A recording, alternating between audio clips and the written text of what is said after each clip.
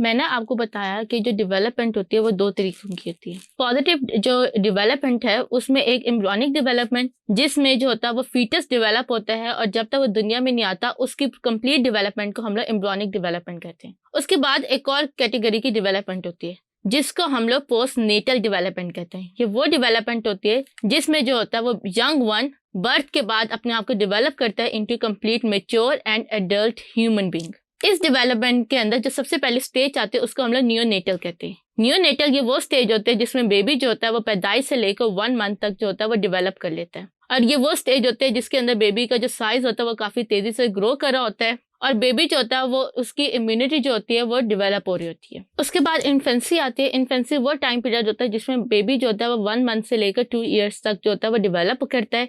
ये वो time period होता है जब बच्चा अपने इन्वायरमेंट से जो होता है वो फेमिलियर हो रहा होता है और वो जो होता है वो वर्बल जस्टिस और वर्बल कम्युनिकेशन की जो होते हैं वो प्रैक्टिस कर रहा होता है।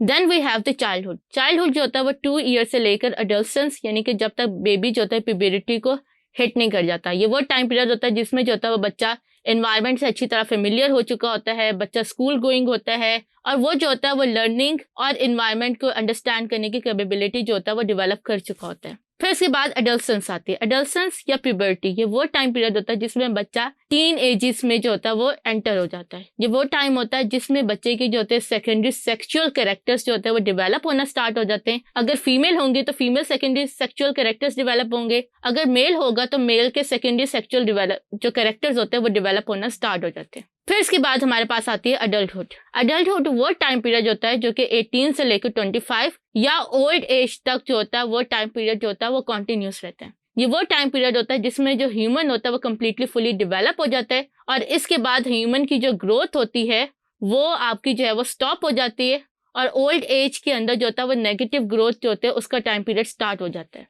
फिर इसके बाद एलोमेट्रिक ग्रोथ। एलोमेट्रिक ग्रोथ का मतलब वो होता है कि आपकी जो ग्रोथ होती है वो हर एक जो है वो कॉन्टिन्यूस नहीं होता। फॉर एग्जाम्पल जब बेबी पैदा होता है तो उस टाइम पे जो सबसे तेजी से उसकी जो चीज डेवलप होती है वो उसका ब्रेन होता है। सो दैट्स वाई जो बेबी का हेड होता है उसकी जो ग्रोथ रेट होगी वो ज्यादा होगी as compare to its other body organs like hands and feet. और फिर जब बेबी का 6 ईयर्स तक हेड जो है वो फुली डेवलप हो जाएगा उसके बाद जो उसकी बाकी बॉडी ऑर्गन्स होंगे वो जो होंगे उनकी सर्टन जो है वो डेवलपमेंट होगी। और ये सारी एलोमेट्रिक ग्रोथ जो होती है कंप्लीटली डिपेंडेंट होती है on the hormones and the environment. इसके साथ ही हमारा जो है ये कंप्लीट बेबी की बर्थ से लेकर हमने उसकी जो सारी एडल्टहुड तक की जितनी भी स्टेजेस हैं उनको हमने जो है वो इस टॉपिक में डिस्कस किए।